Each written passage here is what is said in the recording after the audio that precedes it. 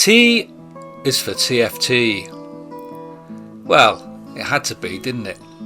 Not sure what else I can say about this particular 790 Adventure Essential that I haven't covered in several rants before.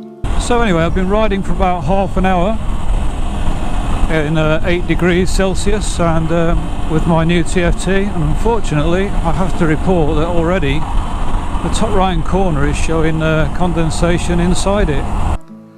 Basically, above 12 degrees Celsius, it is excellent.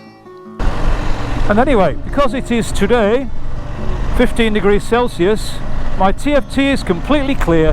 I have no moisture in it at all, and you wouldn't think there was an issue. But below that, things get a bit, well, clouded, and enthusiasm becomes dampened.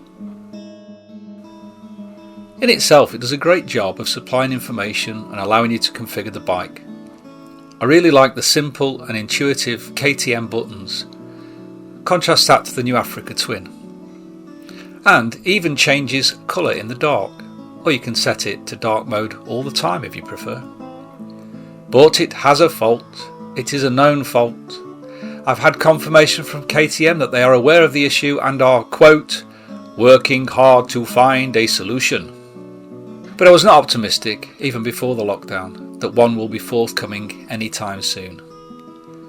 I'm reasonably sure the same problem is inherited from the 390 Duke, and as far as I know, that has never been resolved, several years later. KTM appear to have a strange policy of just replacing it, no questions asked. But whether the replacements are new or just recycled from somebody else, I cannot say. What I can say, the result has always been the same, so far. Great, as long as you're riding above 12 degrees Celsius. Triumph and BMW, I think, have the space between the TFT and the front lens filled with clear resin. So there is no air gap, so there can be no moisture. Of course, nobody knows what's happening inside. Hopefully, all circuitry is sealed. Perhaps this condensed water just stays in the front and there is no possibility of water damage beyond. But who knows? Not I, and I really would like to know.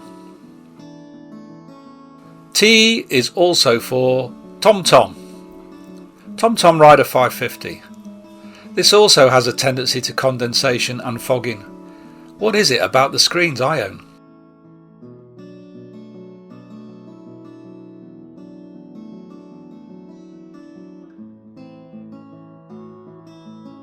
T is also for travel bike. The S was marketed as the most off-road capable travel bike in the spiel, I remember. It's a machine for those who like to do the big distances on the roads, on their own, with a passenger, with luggage, but has the ability to really go off-road, for trail riding, to check out that unexplored path. Well, I can confirm this is an excellent travel bike, at least for me. I do not ride with a pillion. It's quite comfortable, especially the riding position. It can be quickly configured for a day, a weekend or a week away. It handles my gear flawlessly. I simply don't notice it's on the bike. Usually saddlebags and a top box in my case. Motorway miles are munched at will. It is also off-road capable as claimed, though not as much as the R version of course. It lacks the tyres and the suspension of a hardcore dirt bike. But it gets me to places I want to go.